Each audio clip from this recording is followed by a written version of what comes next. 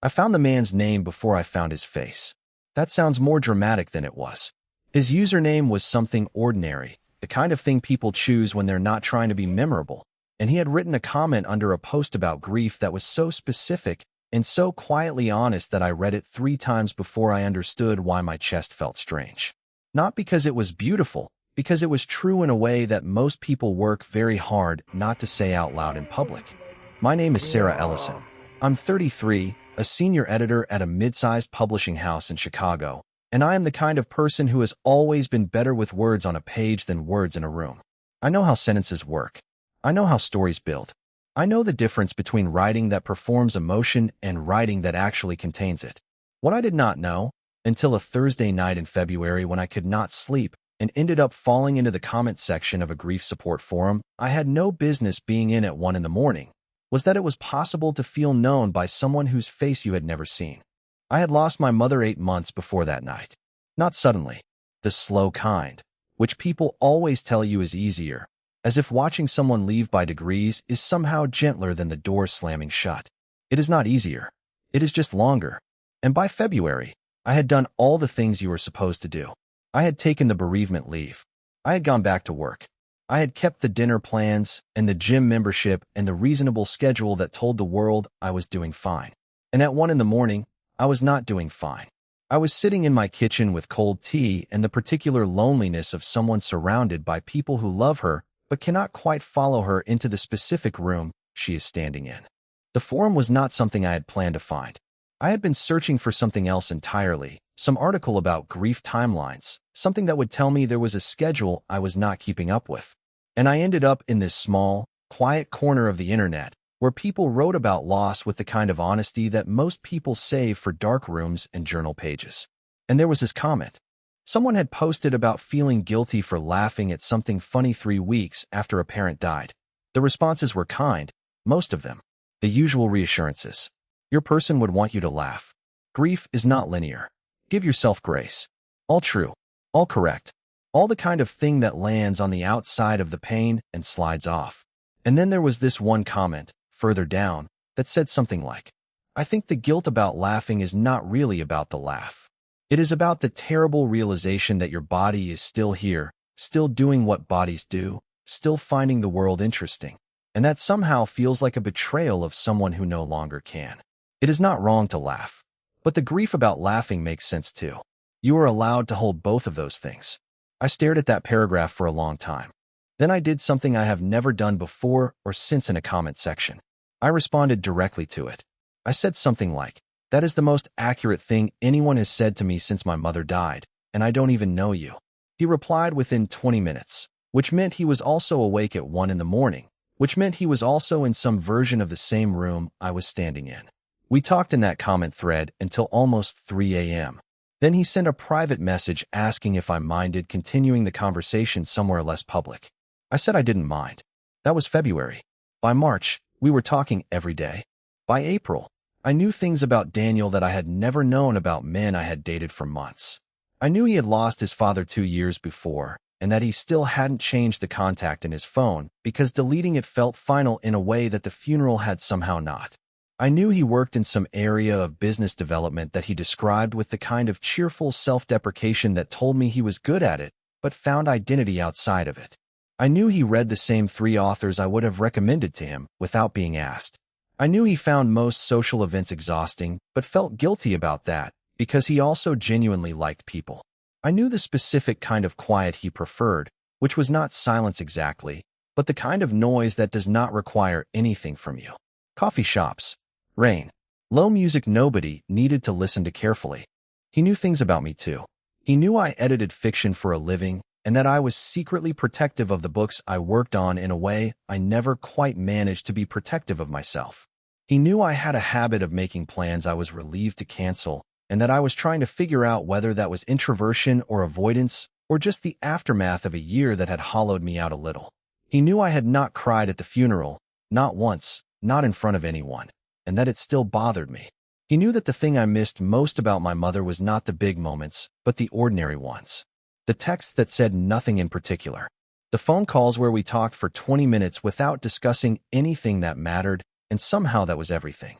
He said, I think ordinary is the word people use when they don't realize they are describing the whole architecture of a life. I saved that message. I am not embarrassed about that. By May, there was something between us that neither of us was naming. Not because we were unaware of it, because naming it required confronting the fact that we had built something real in a space with no geography. We did not know what the other person looked like in a room. We did not know how the other person moved through mourning or handled a difficult conversation with a stranger or occupied space in a way that either settled you or didn't. The internet is very good at delivering the interior of a person. It is less reliable about the rest. He mentioned once, carefully, that he had looked up my name, which was not hard to find since my name is attached to books and my company's website. He said he had found my professional photo and that he hoped I didn't find that strange. I told him I had done the same thing, which I had, because I am not made of stone. His photo was small and professional and told me almost nothing useful except that he had dark hair and the kind of face that looked like it would be better in motion than in a photograph. We did not talk about meeting for a long time, not because neither of us wanted to, but because the conversation we were having felt fragile in the specific way that beautiful things are fragile. We both understood, I think, that what we had built was real, but that real things can still be broken by the wrong kind of contact at the wrong kind of moment. We were being careful with each other. That care felt like love before either of us used the word. He used the word first. Not dramatically, not as a declaration. He said it the way someone says something they have been thinking for a while and have finally decided the other person deserves to hear. He said, "I think I might be in love with you, and I want to be honest about that because I think you are someone who deserves honesty more than comfort." I read that message 3 times. Then I typed and deleted 4 different responses. Then I sent, "I think I have been in love with you for a while, and I kept not saying it because saying it makes the next question unavoidable." He said, "What's the next question?" I said, "What do we do now?" He said, "I've been thinking about that." I said, "So have I." He said, "I think we should meet. And I think it should be somewhere ordinary, because I don't want us to perform anything. I just want to see if what I already know about you is also true when you're in a room." That was June. We made a plan for late July. A weekend. He would come to Chicago. We chose a small restaurant neither of us had been to, the kind of place with no stakes attached to it. We agreed that if it was strange, we would be honest about that. We agreed that we would not let politeness do the work that honesty should do. We agreed that whatever we were to each other online was real, and that reality did not need to be protected at the expense of the truth about what happened when we finally occupied the same physical space. I counted down to that weekend in a way I had not done since I was a child waiting for something. Then July happened. Not the plan. July itself. 3 weeks before he was supposed to come to Chicago, I got a call from our company's new business development partner. New project, new collaborator, someone they wanted me to work with closely on a joint venture between our publishing house and a consulting firm that specialized in content strategy for corporate clients, which was not my usual world but was apparently my new assignment for the next quarter. The collaborator would be coming into the office the following Monday. I wrote Daniel that night and told him about the new project. He said that sounded like exactly the kind of work that would be exhausting in an interesting way. I agreed. We talked about other things.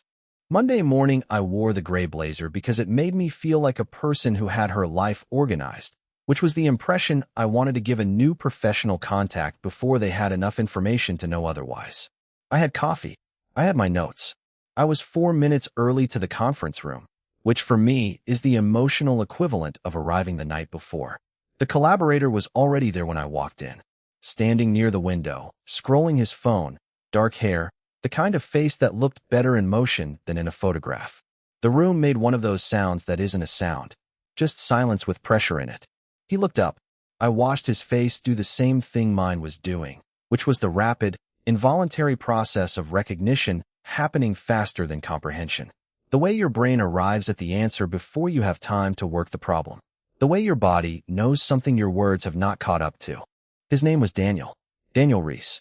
And the specific expression on his face in that moment was not what I would have predicted if you had asked me to imagine meeting him for the first time. It was not shock, not exactly. It was something more like the feeling of a sentence completing itself. The particular look of someone who has been holding an unfinished thought for a long time and has just been handed the last word. He said my name. Not a question, just my name. The way you say something you have said 1,000 times in your own head and are suddenly saying out loud for the first time. I said his name back. Then we stood there in a conference room in downtown Chicago with 4 other people about to walk through the door, holding the entire weight of 6 months of 1 a.m. conversations and carefully saved messages and the very specific love that builds when 2 people who are both better at honesty than performance find each other in a quiet corner of the internet and stay. The other people walked through the door. We were professional. That is the word for what we were. Professional and careful and deeply, completely aware of each other across a conference table, while 3 colleagues talked about content strategy, and I took notes I would have to retype later because half of them said things like, "He said the thing about ordinary once, and I still think about it," and "The photograph did not do this justice," and "I am going to need several hours alone before I know how to be a person again." He was good in the meeting. I noticed that the way I notice everything about the people who write the things I edit. He was precise without being cold. He listened in a way that showed in his face. He made one small joke that landed and then did not make another because he understood the room. He was exactly who his words had told me he would be, and that was the most disorienting part of all of it, because I had spent 6 months constructing a person from sentences and paragraphs, and he had walked into my office and matched them perfectly. The meeting ended. Everyone filed out. We were the last 2 to reach the door. He stopped. I stopped. The hallway outside was full of the normal sounds of a normal Tuesday, keyboards and distant conversations, and someone laughing about something in the office 3 doors down. He said, "I feel like there are about 14 things I want to say, and I cannot decide which one is the least absurd to start with." I said, "I counted down to next weekend." He said, "So did I." I said, "I need about 10 minutes and a very large glass of water before I can be professional about this." He said, "I'll need at least 20. That got a laugh out of me. The real kind. The kind that surprised me because nothing about the last 4 minutes had felt like something that ended in laughter. But that was Daniel. He had been doing that for 6 months, finding the exact degree of levity that made the weight of something easier to carry without making it smaller. We did not talk more that day. Not in the office. We both understood without discussing it that the office was not the right container for what we were carrying. He texted that evening. He said, "I want you to know that nothing about today changes how I feel. It only confirmed what I already knew, which is that you are exactly who you have been for 6 months, and that is the most quietly extraordinary thing that has happened to me in a long time." I sat with that message for a while. Then I wrote back, "I think we still need to meet somewhere with no stakes attached to it. Just to make sure. Not because I doubt it. Because you once told me that you wanted to see if what you already knew about me was also true when I was in a room, and I want to give you that." He wrote back, "Saturday?" I said, "Same restaurant?" He said, "Same restaurant." We went on Saturday. It was ordinary in the best possible way. The restaurant was small and slightly too warm, and the menu had 3 things I could not pronounce. We were both nervous in the very specific way of 2 people who know each other well and are meeting for the first time simultaneously. He arrived 2 minutes before me, which I know because he texted when he got there, and I walked in to find him already seated and already smiling before I reached the table. He stood when I arrived. Not performatively. Just stood, the way some people do when the person they have been waiting for finally appears. I said hi. He said hi. Then we both laughed because we had said approximately 1,000,000 more interesting things to each other over 6 months, and somehow in that moment the only word either of us had was hi. We talked for 3 hours. Not about the conference room or the project or the professional tangle of it all. We talked the way we always talked, which was about everything and nothing in particular, and it was exactly as easy in a room as it had been through a screen, which was both a relief and a confirmation of something I had already suspected. At one point he said, "Can I tell you something that might sound strange?" I said, "Given our origin story, I think we are past strange." He said, "I knew, when I walked into that conference room and saw you, that the thing I had been most afraid of wasn't going to happen." I said, "What were you most afraid of?" He said, "That what we had was made of distance. That it only worked because we were not in the same room. That the version of each other we knew was a construction." He looked at his glass. "That it wouldn't survive daylight." I said, and he said, "It survived." That was the moment I stopped being nervous. He walked me home afterward. Chicago in late July is the kind of warm that forgives almost everything. The kind of evening where the city feels like it is leaning into whatever is about to happen. We walked slowly because neither of us was trying to arrive anywhere quickly. Outside my building, he said, I want to be honest about something. I said, go ahead. He said, I don't want to rush this. Not because I'm uncertain. Because you are someone I would like to do this correctly with. Because I know how the story starts, and I want to be careful about every chapter after it. I looked at him for a moment. Then I said, I once read a message from you where you said that ordinary is the word people use when they don't realize they are describing the whole architecture of a life. He said, I remember writing that. I said, I want the architecture. Not the dramatic version. The ordinary one. He was quiet for a second. Then he smiled, the kind that seemed to surprise him slightly. He said, that is the best thing anyone has said to me since February. I said, February was a very good month. He said it really was. He did not kiss me that night, which I mentioned because it would be easy to assume he did, and because the choice not to felt more intentional and more honest than the alternative would have. He said good night the way you say good night to someone you fully intend to see again and are in no hurry to perform anything for. He left me standing outside my building feeling something I had not felt in a long time, which was the very specific warmth of being treated like someone worth the time it takes to do something right. The project lasted 3 months. We were professional about it, which cost us both something, but also gave us a container, a reason to be in the same building, a way to learn how the other person moved through difficulty and disagreement and the ordinary frustrations of work without the protection of a screen. He was the same person in a meeting as he was in a message, which is rarer than it sounds. He was patient in a way that did not read as passive. He was direct in a way that did not read as cold. He disagreed with me about something in our 4th week of working together and handled the disagreement with the kind of clarity and gentleness that made me feel respected rather than managed. I told him afterward, over coffee that had officially stopped being professional about 3 weeks before that I had been half bracing for the moment he would be different in daylight than in the dark. He said, so had I. I said, and he said, you are exactly who I hoped you were, which is also more frightening than I anticipated. I said, why frightening? He said, because hope is frightening. Because when something matches what you hoped for, there is no longer the protection of lowered expectations. You actually have to let yourself want it. I said, are you letting yourself want it? He said, I've been wanting it since February. We had the first real conversation about us, not the careful circling around it, but the actual direct conversation, on a Tuesday evening in September at a small bar 2 blocks from the office. He said he wanted to be clear about where he stood. I said I wanted that too. We were both, it turned out, standing in exactly the same place, which was wanting this to be real and wanting to be honest about the weight of that and not willing to pretend the history of how we got here was anything other than what it was. He said, I know this started in a grief forum at 1 in the morning, which is objectively an unusual origin story. I said, I have edited stranger love stories. He said, how did they end? I said, the ones where both people were honest about what they wanted? Well, he looked at me for a moment. Then he said, I want this. All of it. The ordinary version. I said, me too. He said, then I'm asking. Properly. Without distance. That was September. By December he had met my sister, who immediately decided he was better than she had expected and told me this in a tone that implied she had not expected much. He had been present at my mother's birthday, which was not a celebration but a quiet acknowledgement, and he had known exactly what that day required from him, which was simply to be there and not try to make it easier with words. By the following February, exactly a year after the comment in the forum that started everything, he took me to dinner and said, I want to tell you something, and I want to say it plainly because I think that is what we do. I said it is. He said, a year ago, I was awake at 1 in the morning in the comments section of a grief forum because I could not sleep and I could not stop thinking about my father, and I wrote something honest because no one I knew in my real life was available to hear it at that hour, and I did not know how to carry it quietly for one more night. He looked at me, and you responded like someone who understood not just the words but the specific interior experience of the words, which is the rarest thing I have ever encountered.